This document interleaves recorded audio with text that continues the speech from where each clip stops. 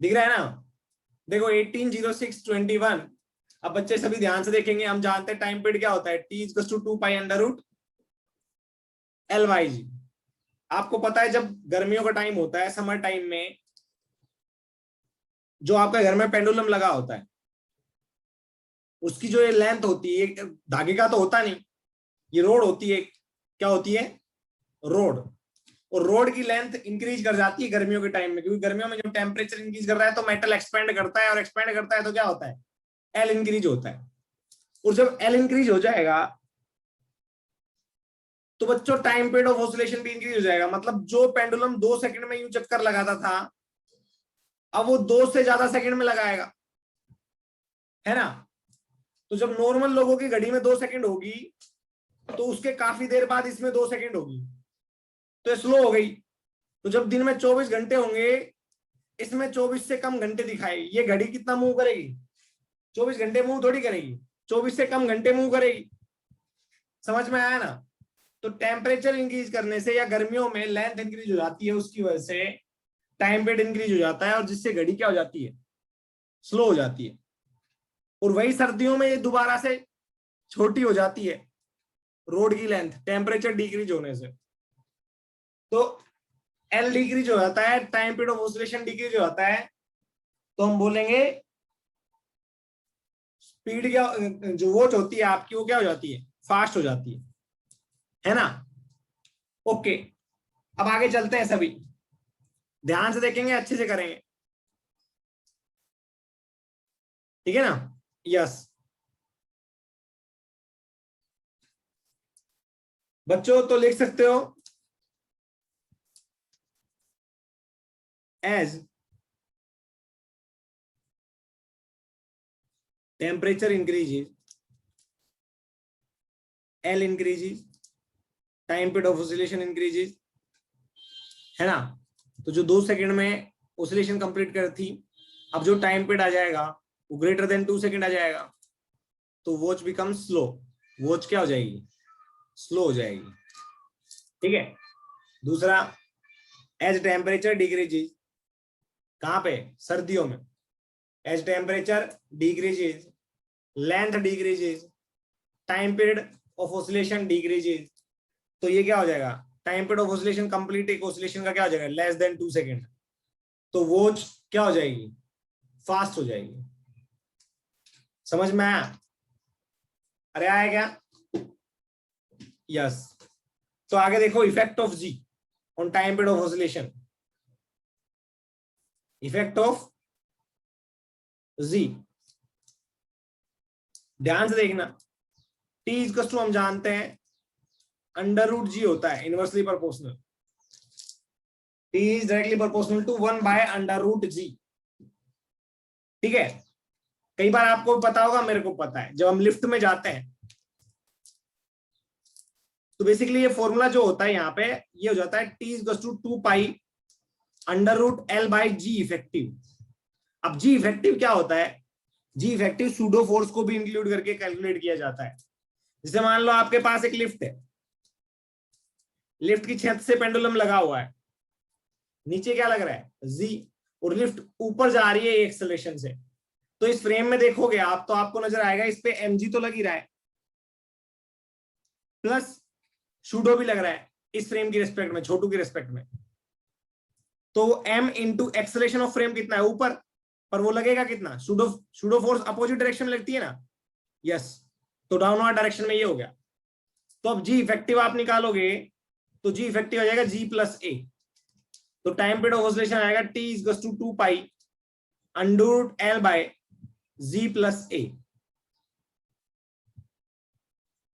समझ में आया? L/G+A। समझ में आया क्या सभी को? बस तो फिर क्या दिक्कत है?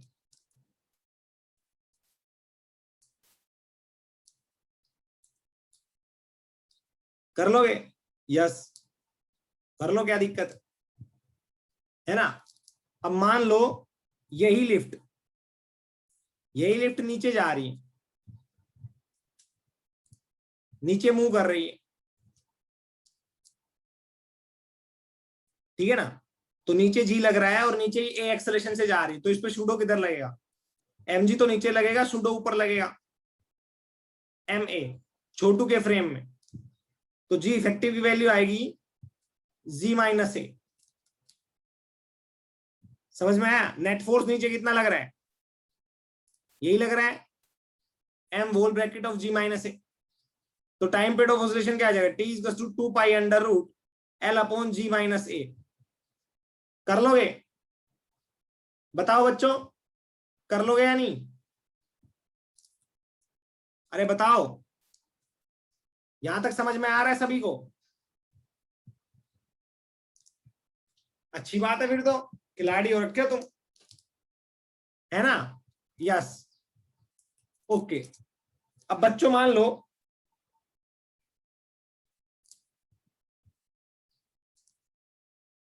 ध्यान से देखना और अच्छे से समझना सभी। कोई न्यू स्टूडेंट्स है क्या? कोई नीट में न्यू स्टूडेंट है क्या? पहले ये बताओ, कोई नीट में न्यू स्टूडेंट है क्या? दीप्ति बेटा, तो ये तो प्रॉब्लम आएगी फिर आपको। तो ठीक है, आपके अकॉर्डिंग पढ़ाते हैं। देखो जी इफेक्टिव क्या होता है, मैं फिर से बता देता हूं। जी इफेक्टिव होता है, आप नेट फोर्स निकाल लो किसी भी बॉडी के ऊपर और उसको m इंटू जी इफेक्टिव के बराबर कर दो, तो जी इफेक्टिव की वैल्यू आ जाएगी, m से m कट जाएगा, g plus a is basically G effective. Net force on the bob या pendulum, equate it with mg effective, तो जी इफेक्टिव की वैल्यू आ जाएगी। ठीक है ना? हाँ, समझ में आया? यस। तो आ जाओ बच्चों और आगे चलते हैं और अच्छे से करते हैं चीजों को।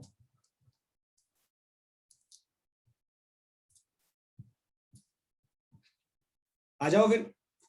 मान लो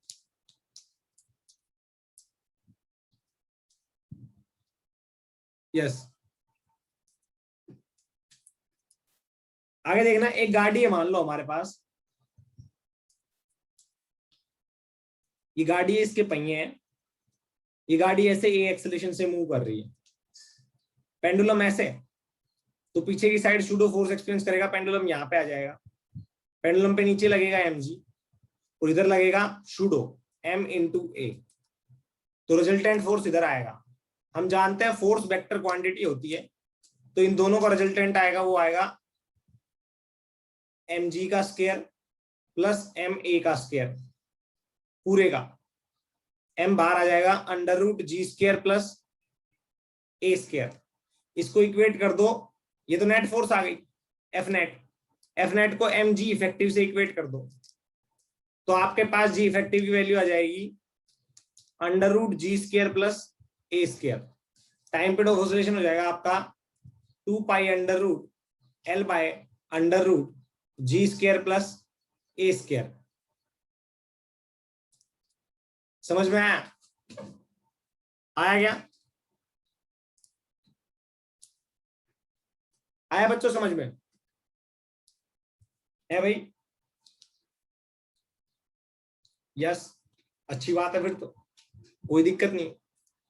हाँ, तो ऐसे करते रहो सोल, है भाई, करते रहो सोल, ऐसे इजीली रिजोल्व हो जाएंगी चीजें, है ना? हाँ, ओके।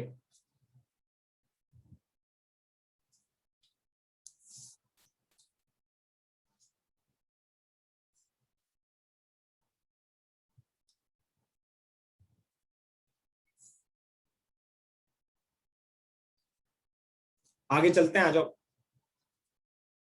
आगे चलते हैं।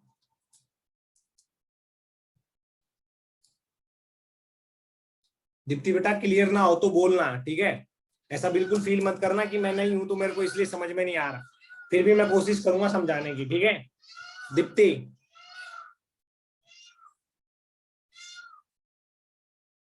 ठीक है बेटा?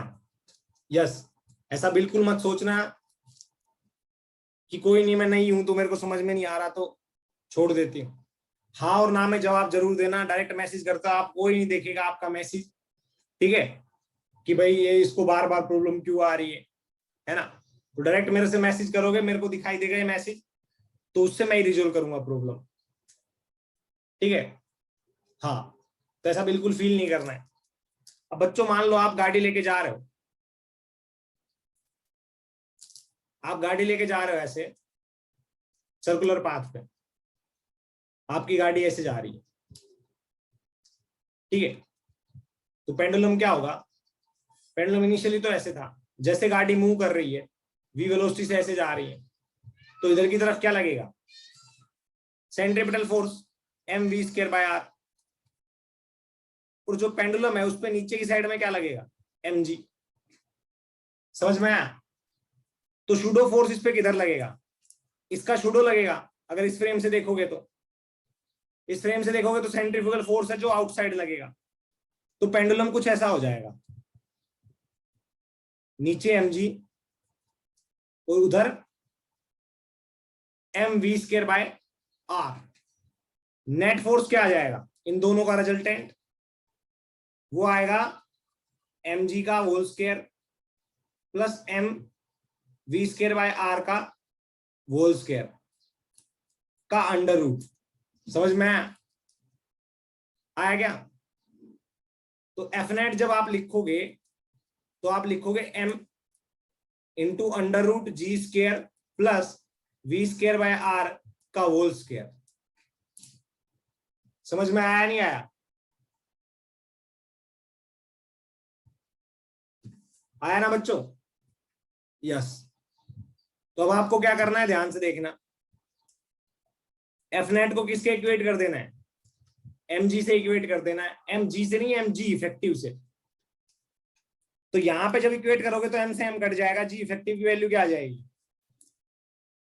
बेटा दीप्ति आपके लिए स्लो स्लो करवा रहा हूं, अब ध्यान से देखना और अच्छे से समझना है, जहां पे डाउट आए पूछना भी है।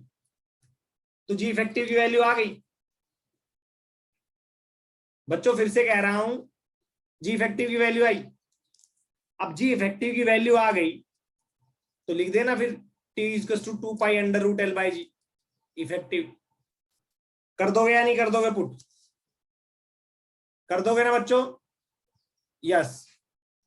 हाँ ओके, कोई दिक्कत नहीं है, आ जाओ अब आगे चलते हैं। सूडो फोर्स ध्यान से देखना, आपको पता होगा मेरे को पता है, सर्कुलर मोशन में जो सेंट्रीफ्यूगल फोर्स होती है वो छोटू के फ्रेम में ही लगती है, तो छोटू के फ्रेम में सेंट्रीफ्यूगल लग रही है ना, उतनी ही जितनी सेंट्रीपिटल लग रही है। तो घबराना नहीं है किसी ने भी। तो गाड़ी में जब टर्न लेते हो आप तो ये इस तरीके से आपका आता है जी इफेक्टिव। अब आता है बच्चों स्प्रिंग ब्लॉक सिस्टम।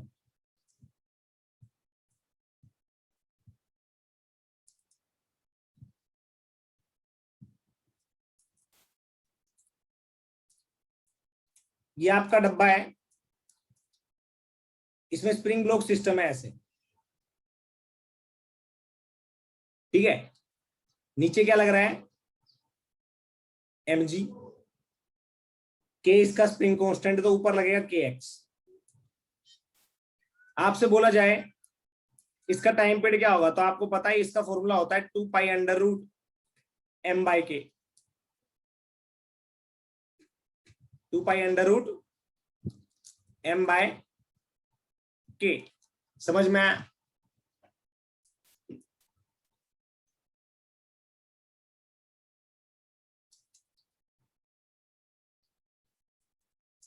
आया ना, यस, बिल्कुल अच्छी बात है, आया। अब आप चाहे इसको ऐसे एक्सेलरेट करो चाहे इसको ऐसे एक्सेलरेट करो, ये जी इफेक्टिव पे इस पर कोई डिपेंडेंसी नहीं है, जी के ऊपर मास है, मास एक्सेलरेशन से चेंज नहीं होता, चाहे इसको ऐसे एक्सेलरेट करो चाहे ऐसे एक्सेलरेट करो चाहे ऐसे। के की वैल्यू भी स्प्रिंग की प्रॉपर्टी होती है, वो भी चेंज नहीं होती। तो चाहे आप कैसे भी एक्सेलरेट करो, आप time period in all the case यही आएगा। समझ में आया ना स्प्रिंग ब्लॉक सिस्टम में। Time period in all the cases will remain same. ठीक है बच्चों, तो बिल्कुल घबराना नहीं है, बिल्कुल भी। ठीक है, यस।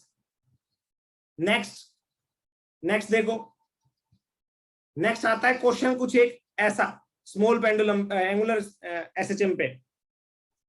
मान लो आपके पास कोई एक दीवार है,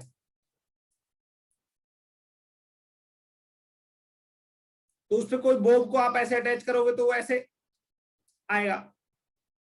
ये 1 डिग्री का एंगल है मान लो, बॉब को आप लेके गए यहां से 2 डिग्री पे,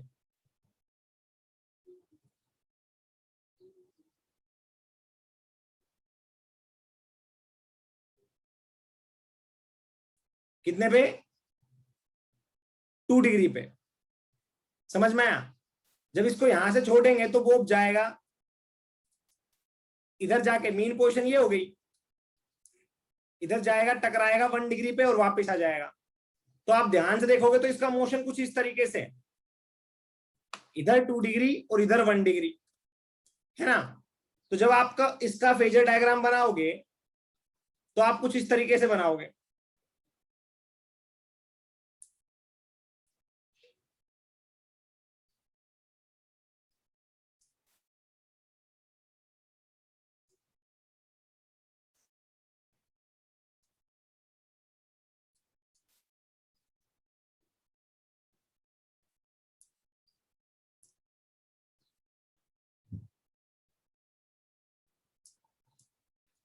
समझ में आया ना?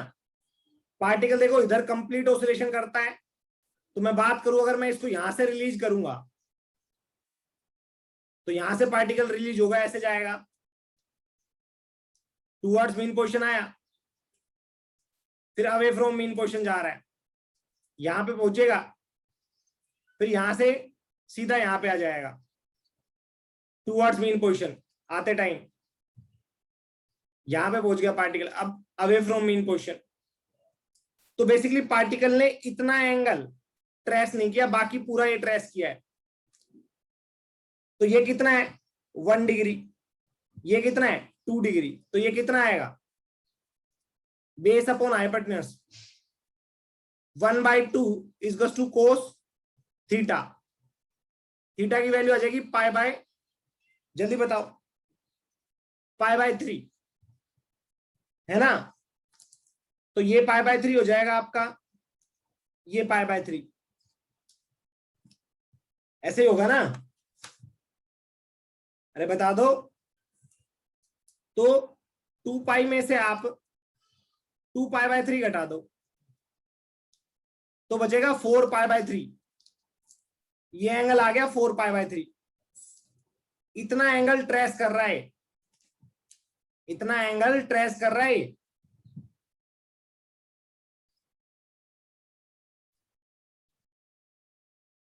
इतना एंगल ध्यान से देखना है, अच्छे समझना है, इतना एंगल ट्रेस कर रहा है। तो आप लिखोगे theta is to omega T,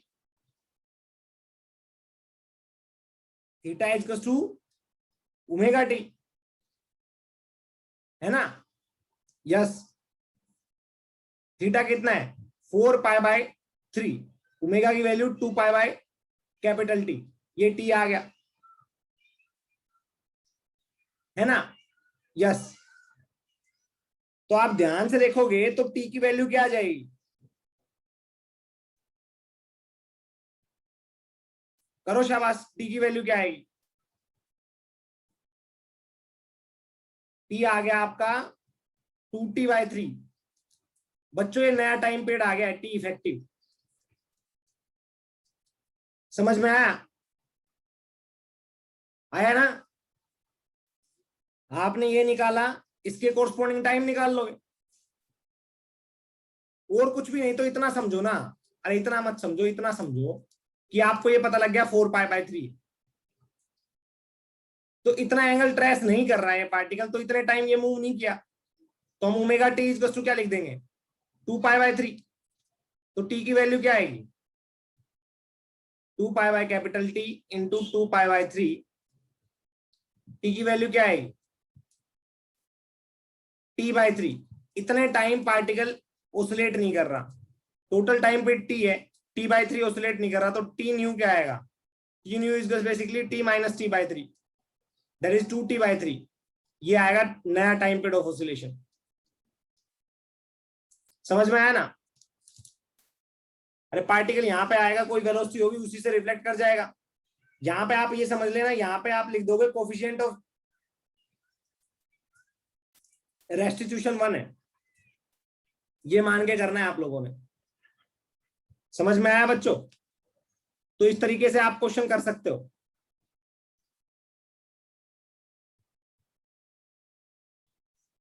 अरे मेरे को ये बताओ,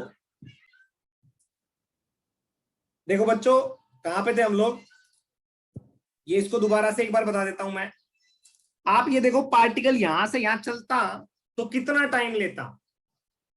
वो लेता ओमेगा टी, अगर वो ओमेगा से चलता तो हम बोल देंगे ये टी की वैल्यू क्या है, T/3। मतलब अगर पार्टिकल कंप्लीटली ऑसिलेट करता तो उसको कैपिटल टी टाइम लगता, पार्टिकल यहां से यहां चलता तो T/3 लगता, तो यहां से यहां चलेगा तो कितना लगेगा? T माइनस T/3, तो ये आ जाएगा 2T/3। समझ में आया? तो पार्टिकल यहां से यहां चल रहा है तो उसका टाइम पीरियड ऑफ ऑसिलेशन हो जाएगा 2T/3। ओके, कैपिटल टी तो जब होगा जब वो कंप्लीटली ऑसिलेट करेगा, पूरे ऑसिलेशंस करेगा, पूरा 180 degree angle 360 degree angle trace करेगा। ठीक है ना? समझ में आया नहीं आया फेजर में? बच्चों अब समझ में आया?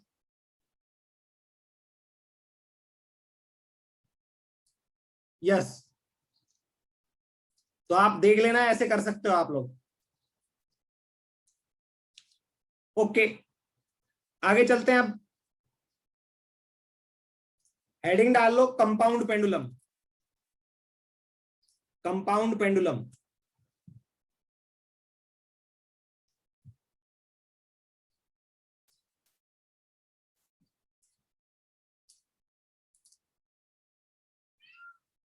Compound pendulum.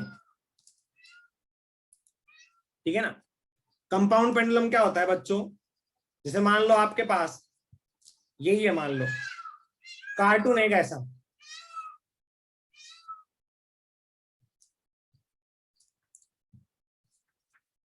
आपने यहां पे उसको हिंज कर दिया, दीवार पे लटका दिया, और अब वो ऐसे ऐसे ऑसिलेट कर रहा है। गुड़िया है ये, गुड़िया, उसको यहां पे हिंज कर दिया और वो ऐसे ऐसे ऑसिलेट कर रही है, ये कंपाउंड पेंडुलम होता है। समझ में आया?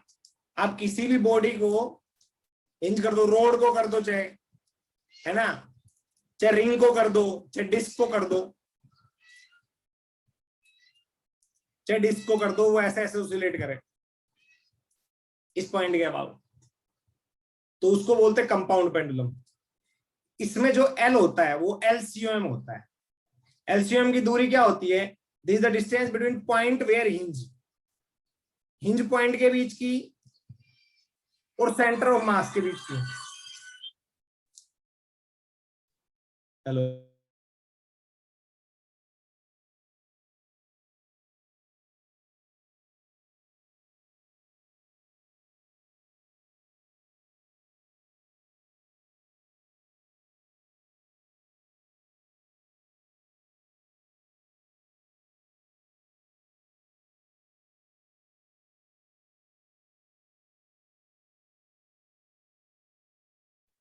देखो ध्यान से सभी बच्चों, ध्यान से देखना, अच्छे से समझना।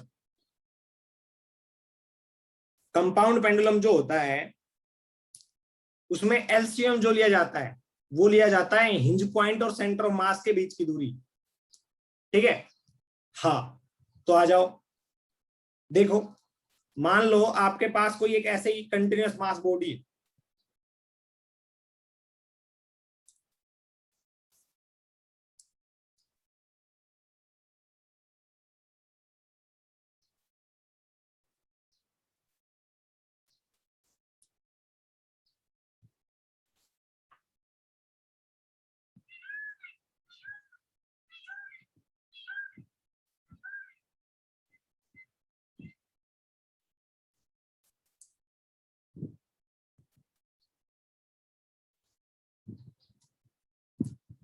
ठीक है ना, ये कंटिन्यूअस मास बॉडी है, इसका सेंटर ऑफ मास यहाँ पे है, इसका मास टोटल है m, यहां से हमने इसको इंच कर दिया, ठीक है।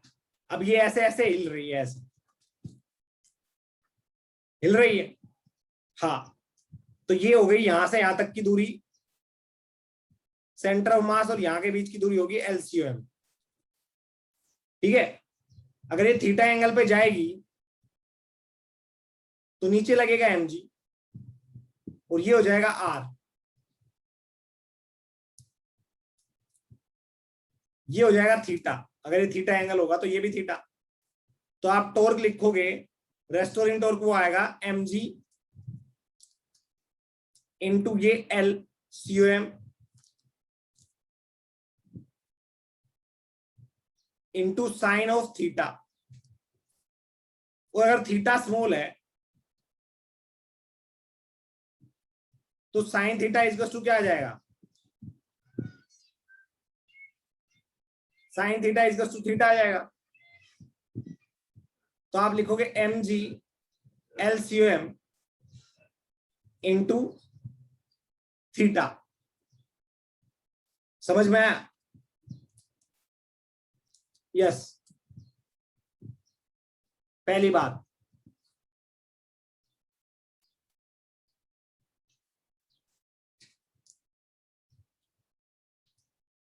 क्लियर हुआ है? ओके, अब आ जाओ आगे चलते हैं। अब हम जानते हैं टॉर्क का एक फॉर्मूला और जानते हैं, टॉर्क इक्वल्स टू क्या होता है, moment of inertia into angular acceleration. Torque का फॉर्मूला ये भी तो होता है, इसके साथ कंपेयर कर लेते हैं। तो ये आएगा I alpha equals to mg LCOM into theta. याद रखना यहां पे माइनस का साइन लेते हैं क्योंकि थीटा इधर होता है और टॉर्क की डायरेक्शन इधर होती है, इसलिए माइनस का साइन।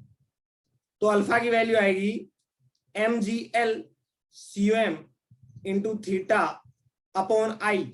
आई की वैल्यू क्या आएगी, ये मोमेंट ऑफ इनर्शिया होता है, आई क्या होता है, moment of inertia of body about the point of hinge,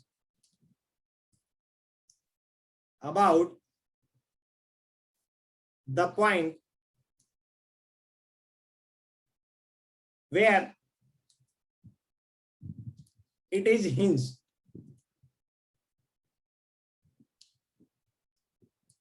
it is hinged। yeah?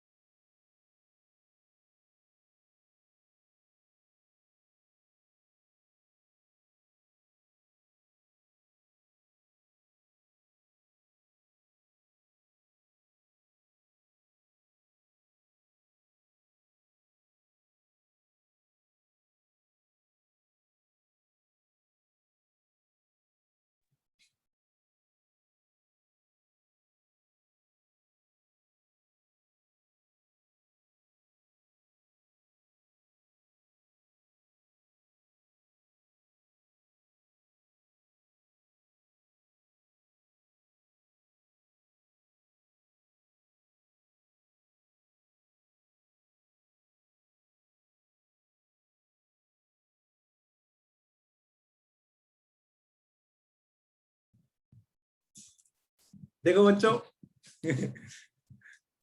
देखो ध्यान से देखना सभी, यहां moment of inertia of body about the point where it is hinge, ठीक है, जहां ये हिंज होता है, समझ में आया? यस, जहां ये हिंज होता है उसके about moment of inertia calculate करेंगे। जैसे ये पूरी बॉडी इसके अबाउट हिंज है, तो यहां इसके अबाउट इसका मोमेंट ऑफ इनर्शिया कैलकुलेट करेंगे बॉडी का, ठीक है ना। हाँ, अच्छी बात है। तो इस केस में जो मोमेंट ऑफ इनर्शिया होता है वो होता है mass of the body into mass of the body into perpendicular distance, या मैं बोलूंगा एलसीएम, एलसीएम का square plus moment of inertia of body about its own centre of मास, खुद के सेंटर ऑफ मास के अबाउट उसका moment of inertia plus mass of the body into LCM का square. ये होता है नेट मोमेंट ऑफ इनर्शिया जो आप यहां पे पुट करते हो। ठीक है, इसको जब आप कंपेयर करोगे माइनस ओमेगा स्क्वायर थीटा से तो ओमेगा की वैल्यू आ जाएगी। अरे ओमेगा की वैल्यू आ जाएगी ना, जल्दी बताओ, ओमेगा की वैल्यू कैलकुलेट कर लोगे? यस, ओमेगा की वैल्यू कैलकुलेट कर दोगे तो टाइम पीरियड भी कैलकुलेट कर दोगे। समझ में आया? आया ना? बस तो फिर क्या दिक्कत है, अपने आप हो जाएगा सब कुछ। बस मोमेंट ऑफ इनर्शिया में थोड़ी आपको दिक्कत आएगी, शायद मोमेंट ऑफ इनर्शिया आपने कैलकुलेट नहीं किया अभी तक। ठीक है, बाकी फॉर्मूला बता रहा हूं फिर से। आई जो होगा, जो पुट करोगे आप यहां पे, वो आएगा मास इंटू एलसीएम का square plus moment of inertia of that body about it centre of मास। समझ में आया? आया क्या? यस। तो आप लिख सकते हो इसको, यहां से ओमेगा की वैल्यू आ जाएगी, वो आएगी under root mgl upon I. ठीक है, तो टाइम पीरियड भी निकाल लोगे, आई भी निकाल लोगे, क्वेश्चन भी सोल्व कर लोगे। समझ में आया ना? यस, अच्छी बात है। अब दूसरी बात करें हम,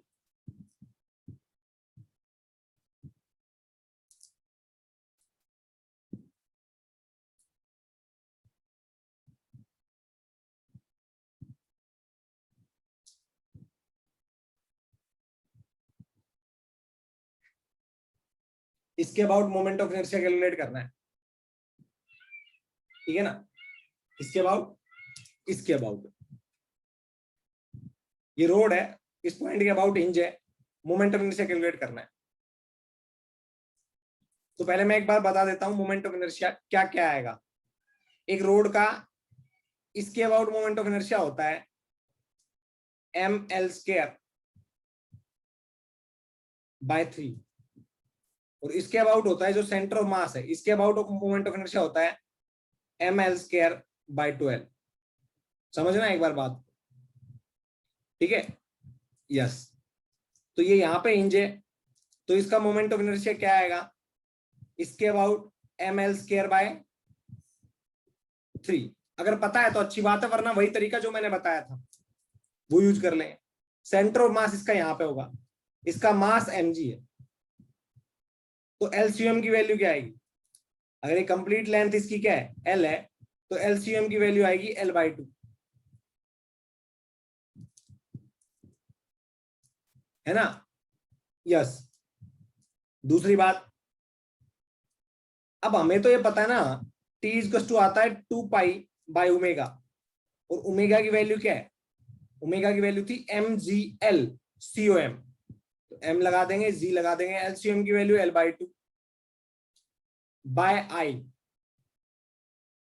bye I, I moment of inertia है, इसके अबाउट ml स्क्वायर बाय 3, या तो आप डायरेक्ट लिख दो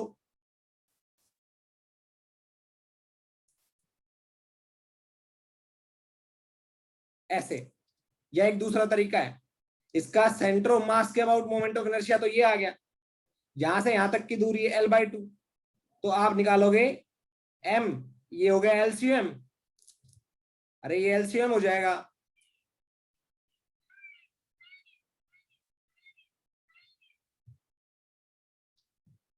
है ना? तो m इंटू एलसीएम का square plus I about centre of mass, centre of मास ये, इसके अबाउट मोमेंट ऑफ इनर्शिया इसका क्या है ml स्क्वायर बाय 12, लिख दो, सोल्व करोगे तो ये आ जाएगा ml स्क्वायर बाय 3। जो मैंने यहां पे पुट कर दिया। ठीक है ना बच्चों, समझ में आ गया। दूसरा क्वेश्चन बताता हूं। मान लो ऐसे ना देके, इसको यहां से इंच ना करके यहां से इंच कर दे, L/4 नीचे आके, चाहे कहीं से इंच करे, इसके अबाउट मोमेंट ऑफ इनर्शिया पूछ ले। तो आपको तो पता है ना, सेंटर ऑफ मास तो यहाँ पे mg इधर लगेगा सेंटर ऑफ मास पे। एलसीएम की वैल्यू क्या आ जाएगी, ये आएगी अब की बार एलसीएम की वैल्यू,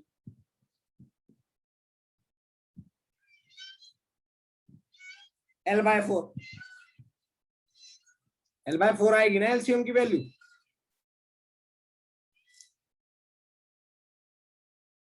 समझ में आया, क्या आएगी, L/4। तो एलसीएम की वैल्यू तो L/4 आ गई। मेरे को नहीं पता, आप इसके about moment of inertia calculate कर सकते हो ना। तो ओमेगा की वैल्यू आएगी √mgl/COM/I। तो इसके अबाउट मोमेंट ऑफ इनर्शिया भी कैलकुलेट कर सकते हो। क्या आएगा, moment of inertia about centre of mass plus L/4 का स्क्वायर, तो LCM का square plus moment of inertia about centre of मास, वो क्या आएगा, ml²/12। ये तो सबको पता है, इसके about moment of inertia centre of mass ही है, तो इसके अबाउट ml²/12 आता है ना। तो I क्या है, m इंटू LCM का स्क्वायर प्लस ICM, ICM मतलब सेंटर ऑफ मास के अबाउट मोमेंट ऑफ इनर्शिया।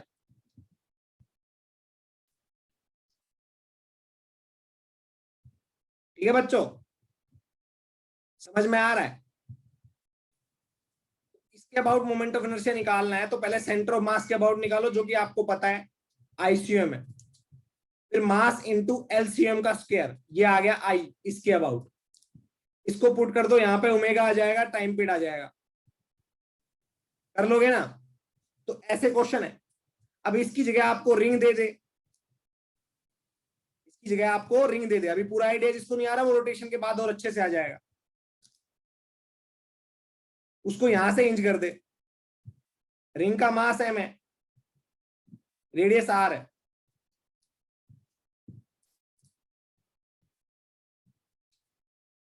समझ में आया, रिंग का मास m है, रेडियस r है।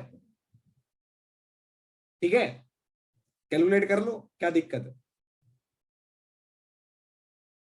कैलकुलेट कर लो, क्या दिक्कत है।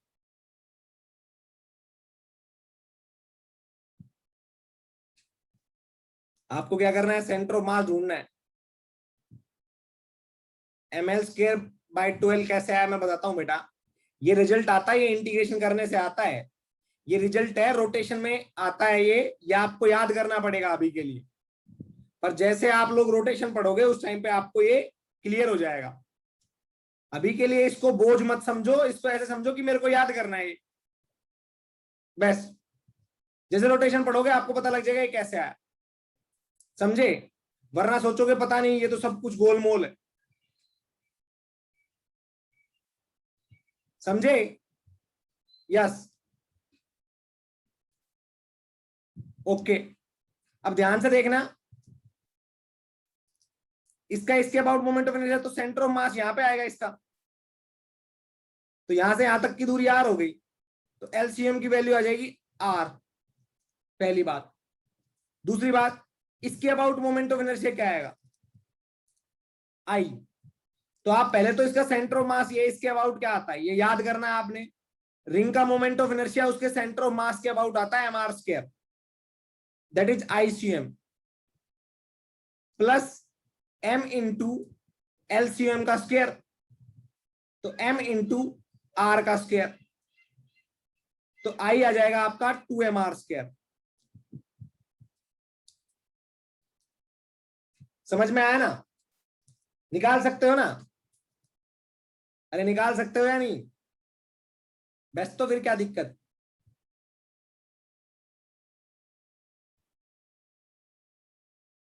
कर लोगे। अब ये रिंग ना देके आपको डिस्क दे देता, डिस्क दे देता तो क्या चेंज होता भाई, डिस्क दे देता तो आई तो चेंज होता। फॉर्मूला तो वही है, ओमेगा इज टू क्या आएगा, mgl/COM/I।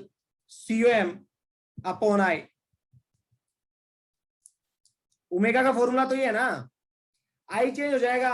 यस, बाकी सब कुछ सेम रहेगा। डिस्क दे देता, मान लो भाई डिस्क का निकालो।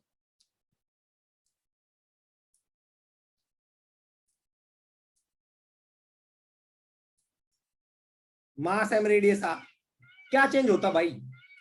सेंटर ऑफ मास के अबाउट इसका मोमेंट ऑफ इनर्शिया आता है, और इसके अबाउट इंच कर दिया, तो इसके अबाउट निकालेंगे तो हम लिखेंगे I is basically M into LCM का square plus ICM. M into LCM क्या आएगा? सेंटर ऑफ मास इसका यहीं पे है, तो ये आ जाएगा एलसीएम की वैल्यू आर के बराबर, तो M into R square plus moment of inertia centre of mass के अबाउट आता है M R square by 2। M R square by 2, तो आई की वैल्यू आ जाएगी 3/2 एम आर स्क्वायर। समझ में आया? अरे आया क्या? बताओ, अरे बताओ बच्चों।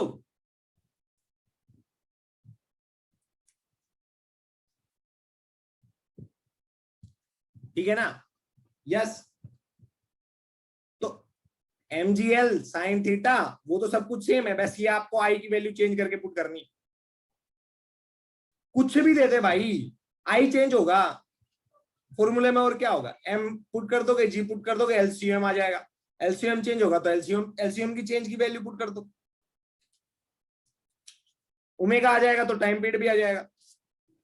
तो आज के लिए इतना ही है बच्चों, बाकी करते हैं कल। ठीक है? हाँ, अब आपके 2-3 क्वेश्चन बचे हैं, फिर उसके बाद में डैम्प्ड हार्मोनिक ऑसिलेशन आ जाएगा। ठीक है? 2 या 3 दिन का बचा हुआ है। समझ में आया? ओके, तब तक के लिए बाय सभी को, बाय एवरीवन। दीप्ति बेटा कोई प्रॉब्लम आए तो पूछा करो, ऐसे काम नहीं चलेगा वरना। ओके, यस, बाय बच्चों, बाय सभी को, बाय।